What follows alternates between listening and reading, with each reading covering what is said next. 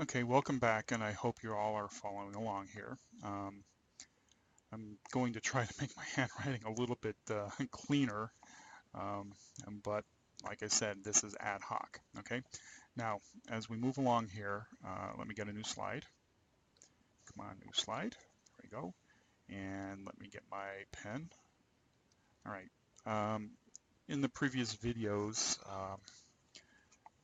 we had covered things like the accounting period. All right, accounting period. And then we had also discussed somewhat the framework of making a journal entry in our journal, um, posting it to the general ledger accounts, and then from the general ledger accounts, creating financial statements. Okay.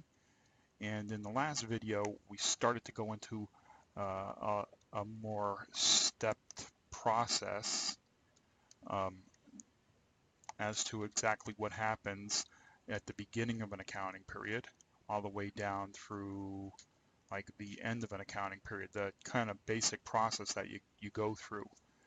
If you haven't seen that, or haven't absorbed it, go back. Okay. Um, I there's when it comes to accounting, you have to realize that this is not cookie cutter step by step. Even though I presented some of this information in a step-by-step format, you have to realize that accounting is all relative. One thing affects another.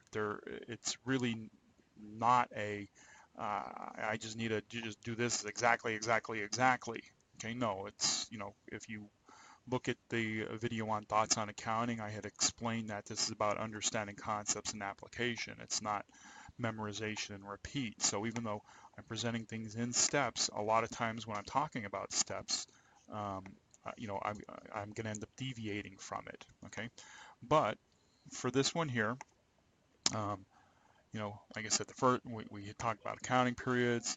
Then we had went over this sort of like a general outline where I had my journals, which fed into my ledger, which fed into my financial statements. And then in the last one, there was this step process of what goes on. Right. Well, now what we're going to do is I'm going to back up and I'm going to focus strictly on a journal. Okay. Now, I had said that during the accounting period, when I look at the process, we start out with beginning balances in our ledger accounts, okay? But then throughout the accounting period, right, between the first day and the last day, you had transactions, and the transactions were put into the journal, all right? And then from the journal, they were posted to the ledger accounts. Well, I'm going to look at this here idea of the journal itself, okay? And so now let me go out to the next one. Now, this here image is one of many different kinds of journals. Okay, there is no one set journal. All right, I had mentioned that all businesses have a general journal. All right, that's the very first one that they start out with, and as you can see, this says general journal.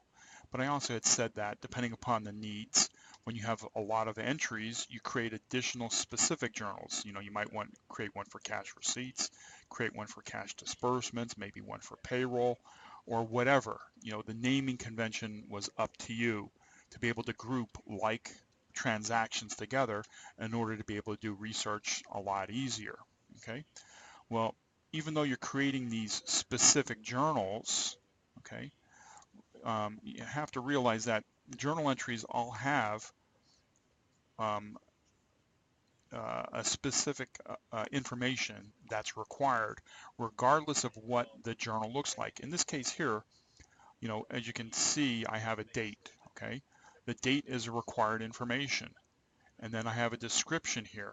And the description is generally the general ledger accounts that you're going to be using, and then also a handwritten description of what that entry is for. Right here is a posting reference column. That's something that you need in your journal, and I'll explain that in a bit. And you have a debit column and a credit column, and you also have a page. Okay, those are the required bits and pieces of information. Now, let me just quickly make a journal entry for you to be able to kind of get an idea of what I'm talking about, and don't mind the lines. I mean, reality is I don't even have to have any lines on the page, okay? It could be a blank page. It's just that simple. I can write across the top General Journal, and I can label the page General Journal 1 as meaning General Journal page 1. You know, if it was a cash receipt journal, I might label it cash receipt 10, meaning cash receipt journal page 10. You know, so I'd put in whatever the page number is, right? On the date, let's call it 3/1, okay? And for a description, let's say I'm paying rent. Well, I would have a debit. Debits always go first. So I have a rent expense, and then let's say that rent expense is for $100, okay?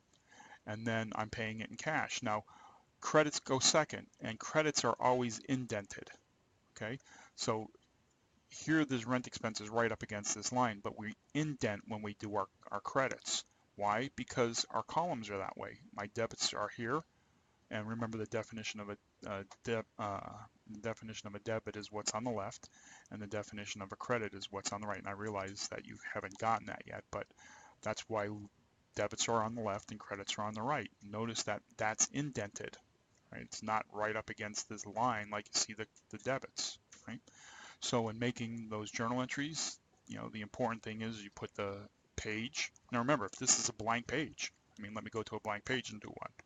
All right, let me scroll down here. Here's a blank page.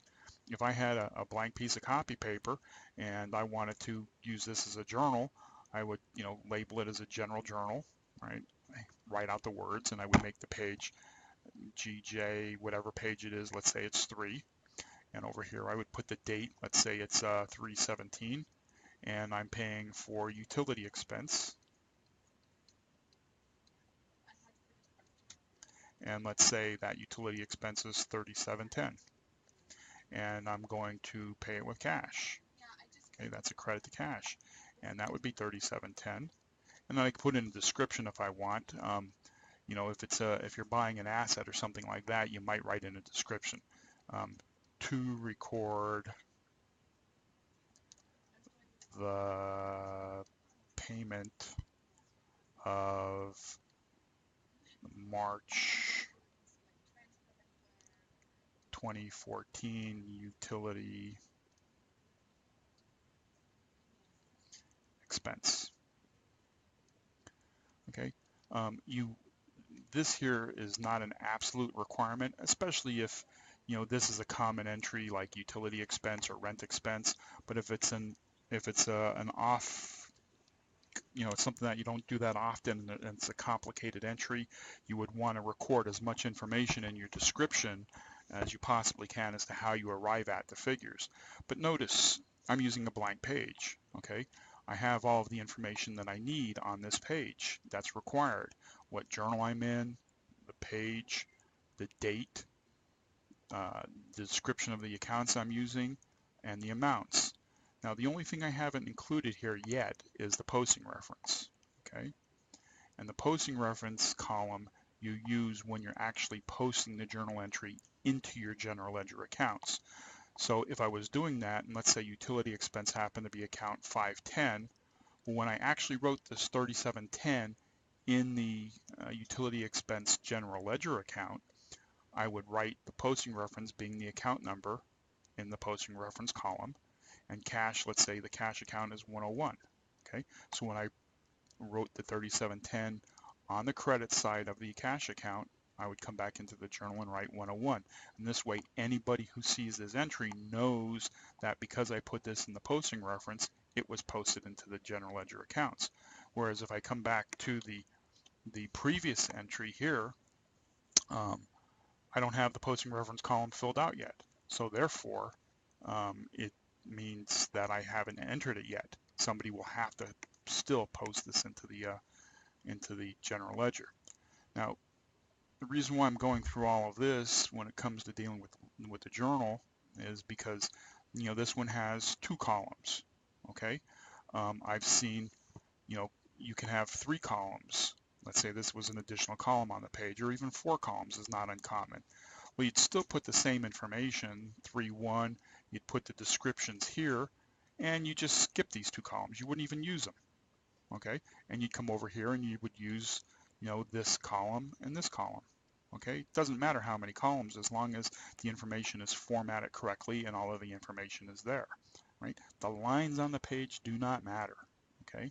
As long as the information is there, that's fine. And you saw me use a blank page, okay? But like I said, there's more than one form, okay? As long as you know the information, it really doesn't matter what kind of form you're using. Right? I'm going to go to this next slide, and this one actually comes from our bookkeeping course, okay? And that's why it has information all filled in here, all right?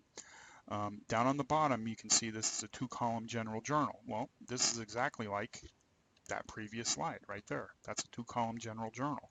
You have 2 columns here. Okay? Well, here's my 2 columns right here. My debit column, my credit column. Here's the page, journal, the date, the accounts, right? And this one actually has descriptions in it. And when it was posted, I know that all of these here these journal entries have been posted into the general ledger accounts because of the posting reference column. This is what it looks like when it's filled out a little bit more. But now let's come up here to figure 1 here. It says the 4-column cash journal.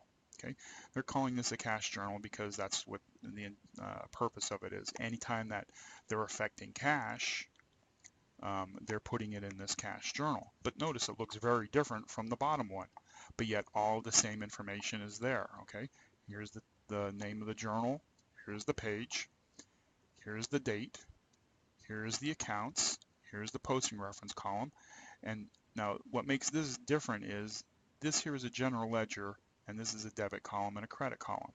Okay, well, what makes this different is that businesses will have more of a tendency to use this type of journal for like their cash journals, and they'll have more of a tendency to use a 2-column journal just for the general journals.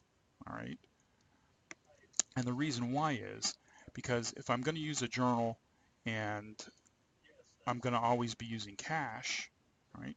Well, it makes more sense for me to break out the cash.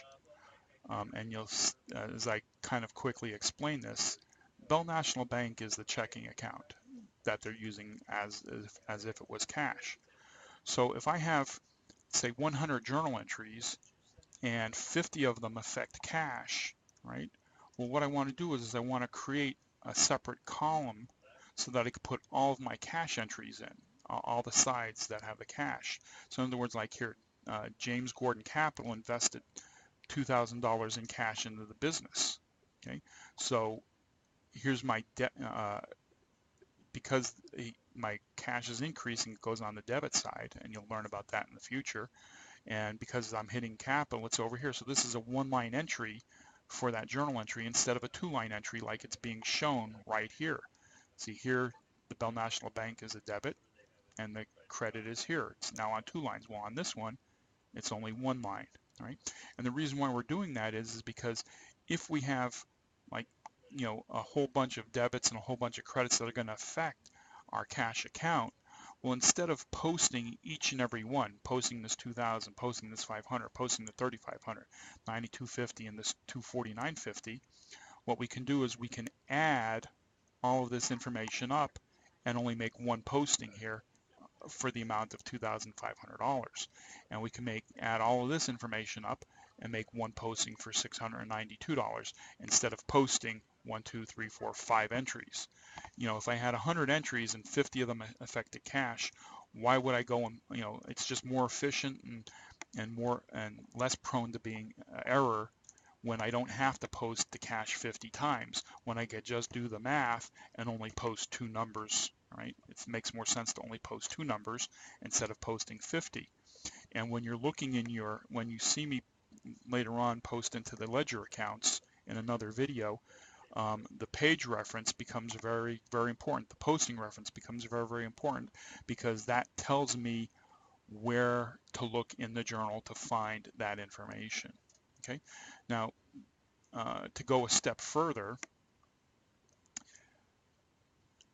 I can add additional columns here.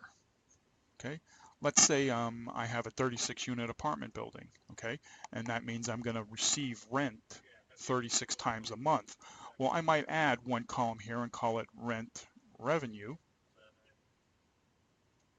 and then every time I have a journal entry that's going to affect rent revenue, I put it in this rent revenue column so that at the end of the accounting period I can add them all up, figure out what that amount is, and only post that one entry, not all 36. Okay, maybe I might add, let's say I have a lot of utilities, right?